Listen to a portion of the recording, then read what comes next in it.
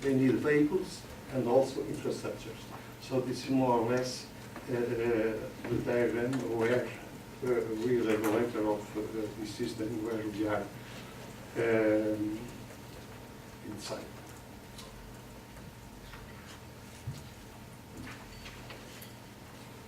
Also, advocacy and enforcement of competition, monitoring the structure, behavior and performance of the mobility markets, and applying when necessary antitrust actions, namely preventing situations of restriction of competition and abuse of dominant position, as well as paying carefully attention to distortions induced by policy measures and regulations, either in each state or at European Union level.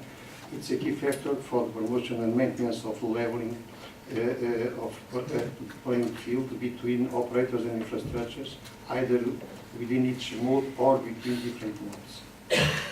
For example, the lack of wider application of polluter pays and in addition to user pays principles induce a distortion by asymmetric and inefficient accession across transport modes, besides hiding the goal of on using more eco and energy efficient modes and their development, namely waterborne transport. I would also highlight the case of the port operation contracts within the European Union territory, mainly the duality between the public service concessions and the land lease contract models that is propitious to competition distortions that are amplified with the application of Directive 23 of 2014, of February 2014, on the award of concession contracts, since its mandatory requirements will apply not to, and ask your attention, not to all port operation contracts, but only to the port operation concession contracts. So this can make distortion on the competition between European ports. The proposal for European Union regulation on port services could have dealt with this issue, although the exception of application of the market access disposition to cargo handling and later on the replacement of the market access disposition by an organization of port service dispositions ruled out this possibility. This is a real competition issue since ports within the European Union territory, mainly but not only at regional level, compete in the same relevant markets. In our opinion, it is worth to be discussing this matter in order to level the playing field regarding port operation within several port modes of the TNT as an important step for establishing a European maritime transport space without barriers, enhancing the competitiveness of the European port system. This is also an issue for development and consolidation of transport internal market as a global competition market without restrictions, neither distortions, and balancing the economic interests of investors, users, and citizens and taxpayers. I will finally like to reinforce that these matters are important to establish an attractive environment for the necessary investment that also must be based on a stable transport policy supported in appropriate legislation as well as clear, transparent and long life procedures together with high quality projects that are attractive to investors involving risk sharing between the public and the private companies. That's all my friends. Thank you.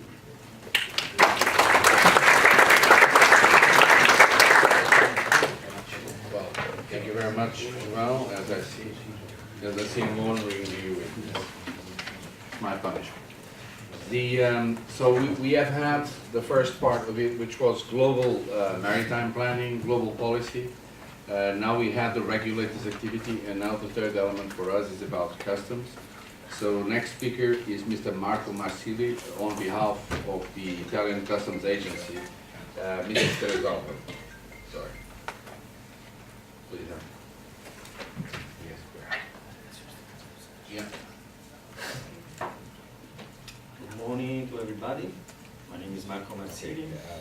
I work in strictly contact with Mrs. Teresa Alvaro.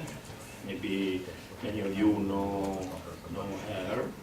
And she and Mr. Giuseppe Pelleggi told me to say to all a good work for the future of industry and logistic 4.0 and maybe for custom 4.0. Of course, the future world is an integrated world, interconnected system as the basis for the flow of the goods.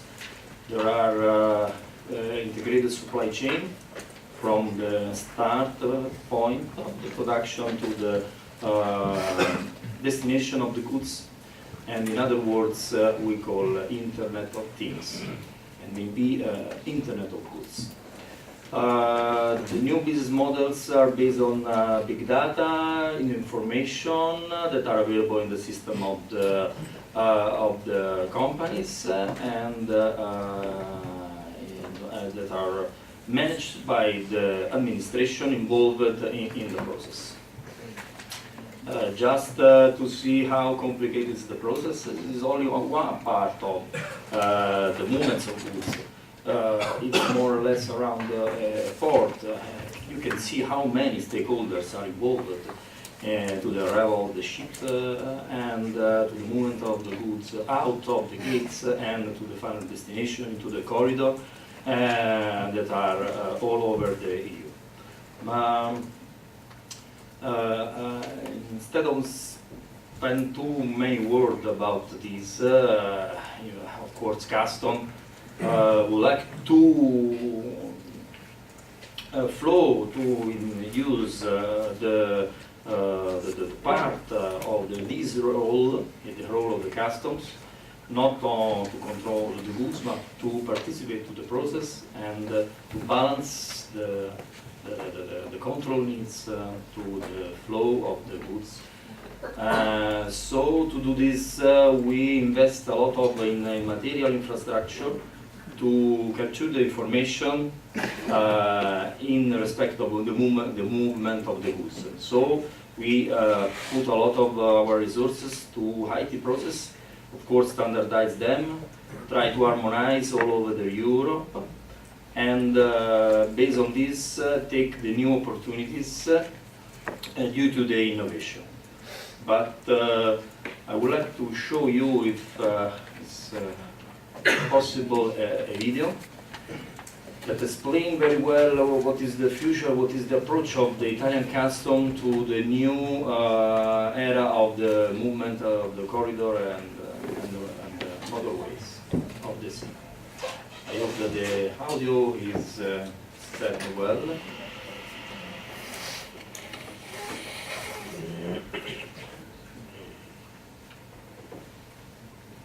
In recent years, the production of merchandise has escalated as a result of extended productive chains that run across more nations. To oversee the regularity of such complex merchandise movement requires an innovative vision, the holistic approach, which is at the core of the Italian customs system. A vision based on the development of intangible infrastructures and on the network of cooperation among government agencies and private companies involved in the governance of the import-export cycle. To optimize in an advanced, evolving way the management of the supply chain in order to attract investments that translate in tangible growth opportunities and economic development. To provide accurate legal guarantees of safety and health to the end users by developing the most efficient and least invasive controls for the goods. The Italian customs, anticipating what was coming, converted the European set of rules in opportunities. Thanks to the complete digitization of the cargo manifesto and the safety provisions, they have all the necessary information to perform a risk analysis before the arrival of goods at the frontier post. The high level of digitization of information allows proactive connections among all stakeholders in the commercial chain and also connects all entities and government agencies that exercise control over the regularity of the import-export cycle. This is the case for the one-stop all-inclusive customs information window activated in July 2011, which is the real-time telematic dialogue vehicle between public agencies that computerizes and integrates all procedures of reciprocal competence. The customs one-stop information window is the motor of an applicative cooperation made possible by the AIDA platform. AIDA, the informational system of the Italian Customs Agency operating since 2003, is regarded as one of the more innovative and advanced instruments for the enhancement and optimization of the customs customs activities. With a full digital approach, it allows dialogue with companies, and thanks to the interoperational capabilities with national and European public administrations, thus providing added value services. It offers its users a training environment through the exact replica of the digital platform, which allows sharing innovation and testing of new functions, optimizing dialogue between the enterprise systems and customs, and minimizing the click-day risks and barriers to innovation. The AIDA Interoperational Services portal makes the entire customs clearance process transparent, providing companies real-time tracking of imported-exported goods and the related controls. The full scale of information available online and the integrated process control management reduce customs clearance time, making it coincide with the physical movements of goods. An ambitious objective, but of strategic importance, pursued by developing management procedures throughout the commercial path, as it is done for customs clearance at sea, anticipating risk analysis of goods, providing clearance before arrival in the harbor, and eliminating clearance time. Customs clearance at sea, as well as that on aircraft, offers immediate advantages. It reduces to a minimum the container's standing time and related costs in the disembarking terminal and allows greater accuracy of the logistics schedule. An additional leap of technological quality of the Italian customs system is represented by Il Trovatore, a project that supports the electronic traceability of the customs documents and its fulfillments with a traceability system of the physical goods. With Il Trovatore, controlled fast corridors have been activated, which allow to forward directly the disembarked goods to the logistic node for their final destination, without any bureaucratic procedure. Il Trovatore permits complete traceability of the goods forwarded through the multimodal logistic chain, dialoguing, according to the customs window model, with the existing monitoring national platforms for truck, ship, and rail transportation of goods. Within the context of the computerized operative structure of the customs agency, there's also the ever-present development and evolution of intelligence activity, analysis and monitoring.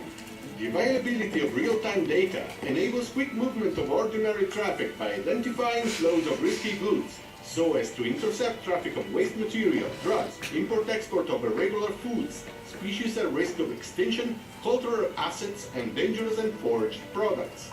Since 2004, the fight against forgery, against unsafe products, and the protection of the made-in brand names is supported by the Falstaff system developed under the holistic AIDA logic. The companies that require protection at customs directly feed the multimedia data bank for identification of fakes, of originals, of products dangerous to the safety and health of citizens. Falstaff information is directly used by the risk analysis system during the customs clearance process.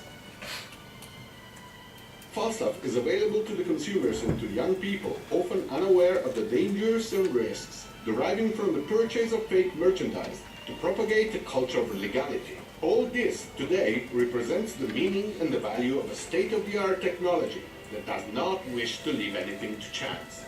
A state-of-the-art rewarded and recognized in the world and that generates economies in favor of enterprises and consumers. A state-of-the-art that opens its frontiers to the world and launches them into the future.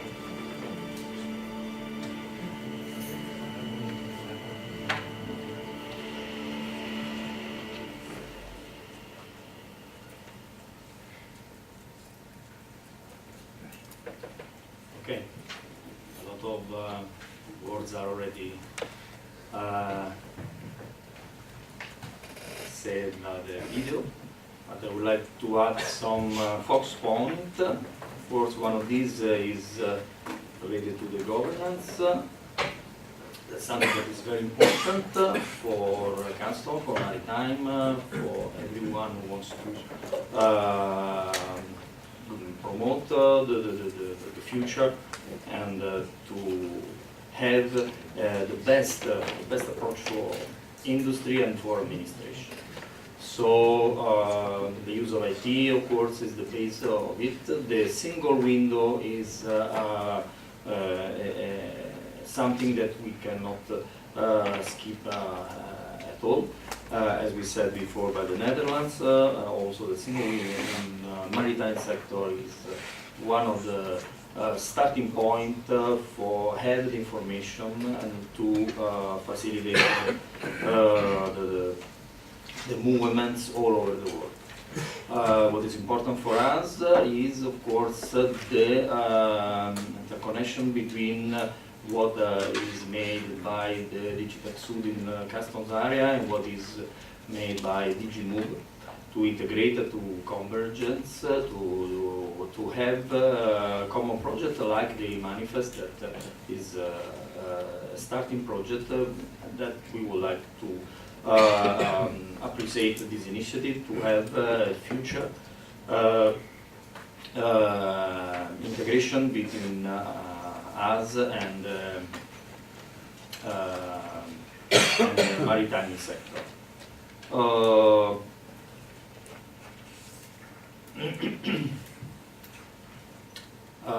What about holistic approach? Of course, we want to see the full process, the integration with all the administration, the integration between the different actors, different stakeholders of the supply chain, harmonize the legislation, and try to concentrate the burdens and the control activity to reduce the dual time of the goods and reduce the burdens for the industries.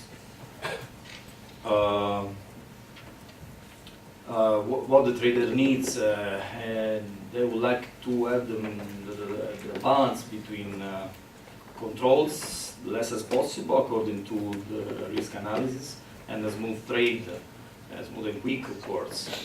Also, every company, from the big to the small one, has to be considered in this business, in this scenario. And of course, the customs and IT in the simplification is something that we have to consider with the concept of once. Information has to be lodged only once and exchanged between all the public administration involved in the process. Customs single window, EU single window, maritime single window. Okay. What is for the future? You can see in the video, there is of course customs single window, but we are moving from customs single window to control single window in the concept of one-stop shop, clearance at sea to anticipate the analysis of the goods, and of course to the digitalization of all the supply chain, to have the information in every moment of the supply chain. Of course, you know, you understand very well what is the concept of once. I don't want to spend more words. What about data connection within the maritime and the customs? The information that are on the e-manifest of the arrival goods are used to introduce the goods in temporary storage, to do all the analysis according to the anti-summary declaration, and not only for safety and security but also for customs. So the goods are selected for the physical inspection, and when they arrive, the trader knows which are the goods that are green charged and the goods that are to be controlled. So the goods that are green are moved as quick as possible to the final destination, or according to the fast corridor to the inland area of warehouse. And what about the integration between maritime single window and customs single window? We see in our approach is that all the information that are interested by the custom and also by the maritime according to the formalities of the Directive 65/2010, all this information can share between the different purposes, the custom purposes and the maritime purposes. So the approach is to exchange between the public administration, and behind every public administration there are a lot of many other public administration involved in the maritime process, like health, interior, you know what are the others, and customs that are involved in the release of the goods, a lot of other administration according to the type of goods. The concept is only the same, once. ones for the trader. Fast corridor, you have heard from the video that we are interconnection with the logistic platform, the road platform, and also the rail platform, to know every time where is the goods under custom control. Non-union goods are controlled along the movement on the road and movement by the rail. So, according to the e-tracking, we speaking about the Internet of goods. We know where are the goods, and we can facilitate the movement of the goods till the final destination. Of course, you know very well how many movements are needed for the purposes of the industries, but also for the purpose of the production. And what our vision is from custom to custom 4.0 that will be aligned to the industry and the logistic 4.0. From paper to the new concept of ONE's, Internet of Goods and one-stop shop. To speed up all the movements of goods and the control. Our frontier is 2020, because in 2020 all the new provision and the new system, IT system, will be implemented fully the new UCC, the Union Custom Code.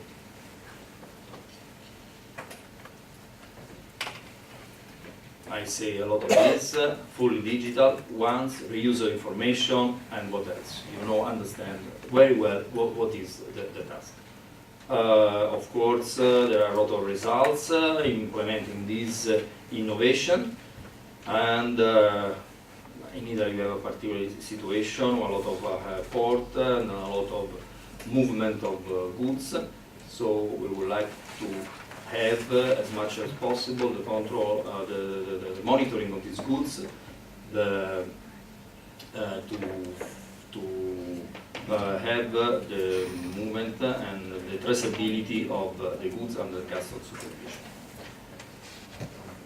Of course, interaction is between DigiMove and DigiTaxud, and we promote also the use of this.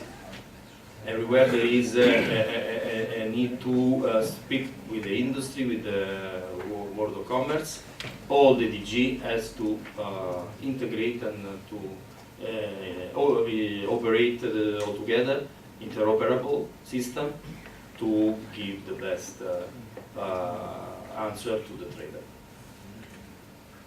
These are the main topic, fully digital, once Internet of Things and Internet of Goods, and grow for the future of the European EU. Thank you.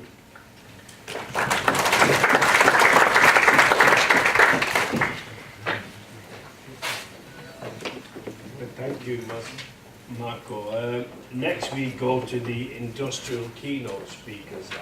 We are, just to remind you, this is being web streamed, or a fancy thing they do these days, so it's web streamed.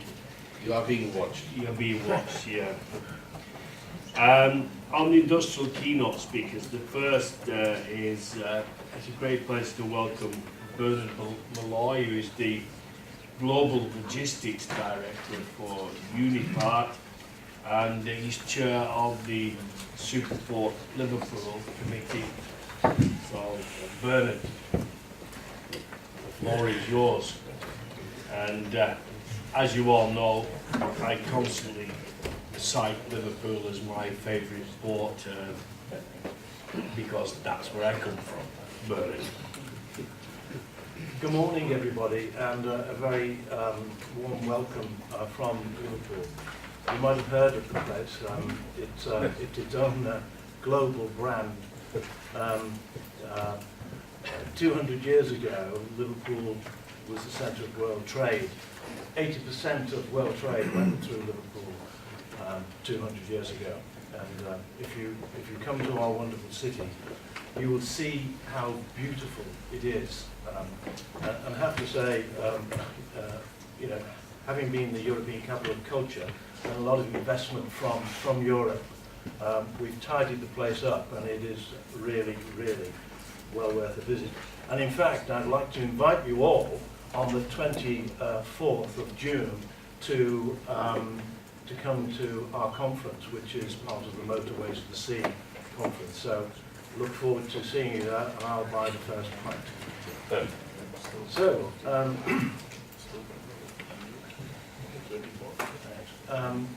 Superport Liverpool. Superport in its own right is a global brand now. And what is it? It's a gateway from the Americas and the gateway to Europe, and very much part of rebalancing the economy. We have global connectivity, and that hasn't changed in 200 years. What has changed in 200 years is that we've suffered because of the lack of capacity in terms of ship size to come into the port. But I'll address that in a moment. If you look at the connectivity times for Liverpool to our main industrial areas where our consumers are, within 2 hours you hit the sweet spot. And I can tell you that 90% of the containers that come into the UK come into southern ports. But more than 60% of those containers end up north of Birmingham. That's where the consumers are. That's where the industrial heartland is. So there's a total imbalance. It costs more to bring a container from the southern ports to the heartland than it does to bring it from the Far East. China is further away than it used to be because of the cost of oil. It's now 34 days steaming. China is becoming a consumer economy and therefore becoming more expensive. Reshoring of manufacturing to Europe and the Americas, but because of the cost of oil in the Americas, has made a big difference. So if you do the acid test drive times, and I'd like you to keep the 2-hour slot in your mind. Now, I mentioned that we've suffered because of the port capacity. We've only been able to take 4,000 container size ships, and similar to the Panama Canal. Now, 2 things it's going to happen. In fact, actually, within the next month, the expanded capacity of the Panama Canal and Liverpool will make a very significant difference to the UK economy and, in fact, the world economy. So what is Superport? Well, in simple terms, it's a cluster and a collection of assets, skills and people working together to achieve the optimum productivity and sustainable growth. A port in itself is not good enough. It has to have all of the things around it to make it work. And that is warehousing, that is rail, that is airports, that's all the freight forwarders, the customs and so on. So we've created what is known as Superport, and that's it. It's not just about the port of Liverpool, it is a wider collection. And you notice that we go all the way to Manchester. Why? Because we have the Panama Canal. Sorry, that was a Freudian slip. We have the Manchester Ship Canal. So you see there are similarities between the two. And in fact, when the Panama Canal opens on the 26th of June, we will be there because it's so important to us. There are so many similarities between Panama and Liverpool, and we have forged very strong relationships with them to help both our economies, but in fact actually be the gateway to Europe. So what is Superport? It's a higher density of warehousing than the Golden Triangle. The Golden Triangle in the United Kingdom used to be based around Milton Keynes and Market Harbour. there's been a seismic shift of the Golden Triangle north, and I'll show you where it's gone to. But within 150 miles, 2 hours again, or a little bit longer for the 350 million, but 2 hours drive time, you'll see, makes one heck of a difference by bringing goods in through the gateway to Europe, Liverpool. There is the new, well, it's no longer the Golden Triangle, we're now calling it the Platinum Triangle. And that's happened for lots of reasons. The connectivity between east and west has really improved. HS3 is the new idea of a rail link to link Liverpool and the Humber. And that's very high on the government's agenda after HS2. So, what's brought this about? I said 350 million consumers within 240 kilometres. That sweet spot from Liverpool, those 2 hours or 2 and a bit hours, that's where the consumers are. Not only consumers, but 18 of the world's 20 largest big and automotive suppliers are there. And again, look, it's 2 hours. Now this also has an enormous effect on carbon footprint. If you consider not just the cost of moving goods from the south coast by road in terms of pounds, it's about £400 a container, and the impact on our carbon footprint is huge. Now compare Felixstowe. Look how far you get from Felixstowe in 2 hours. If you look at the top left diagram, you'll see you don't even get out of East Anglia. Whereas 2 hours from Liverpool, you've hit Birmingham. So I rest my case for Liverpool having a super port. We have global connectivity. We've got access to North and South America via the Panama Canal. Already 45% of North American container traffic enters through Liverpool, and the new Panama Canal opening will have a dramatic effect and change global supply chains. Here is the game changer. These are the new cranes just arriving in Liverpool at the beginning of this year. They are now not fully functional, but will be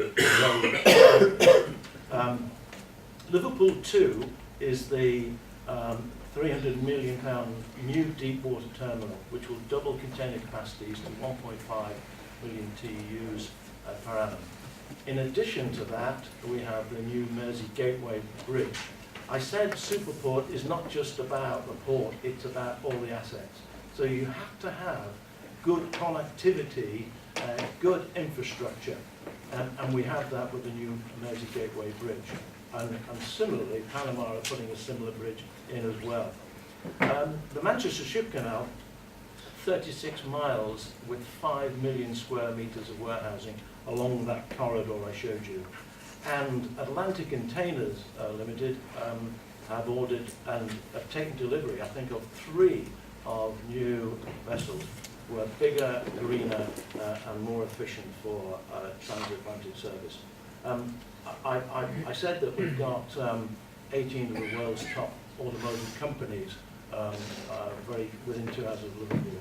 We have, in fact, actually, based in Liverpool, Jaguar Land Rover's most important, most productive, highest quality plant at Halewood. Across the river, the other side of the river, we have General Motors, Vauxhall, and in Crewe we have Bentley, the flagship of the Volkswagen Group. The Northern Powerhouse, you may have heard of, boosts economic growth, and obviously Superport is very much a part of that. And the freight and the logistics industry in the north handles 34% of the UK's warehouse capacity and 35% of mainland port throughput. So those little red dots are second cities. Second cities are cities which are non-capital cities. So we have London, our capital city, but those are the northern capital cities you can see. And you can see the GVA for the area. The future demand and freight assets for the north, the potential cost of network congestion by 2043 is huge. We have to mitigate that. We have to improve our infrastructure. And if we do the minimum forecast, rail freight will decline and road freight will grow. That's unacceptable. We have to invest in rail. We have to have step changes in capacity, and we could capture an increase in freight throughput. The opportunities for the north to enhance infrastructure and increase efficiency are huge. And not only will we hopefully become more than just a northern powerhouse, but super north. The cost of congestion per year is huge. If we do not deal with it, our shared vision for continued and sustainable economic growth as part of a rebalanced economy led by the north has one to deliver an enhanced connectivity that creates business environment which allows the freight and logistics industry to grow. The north, I can tell you, is hugely important. And it's quite interesting looking at a number of presentations in logistics over the years.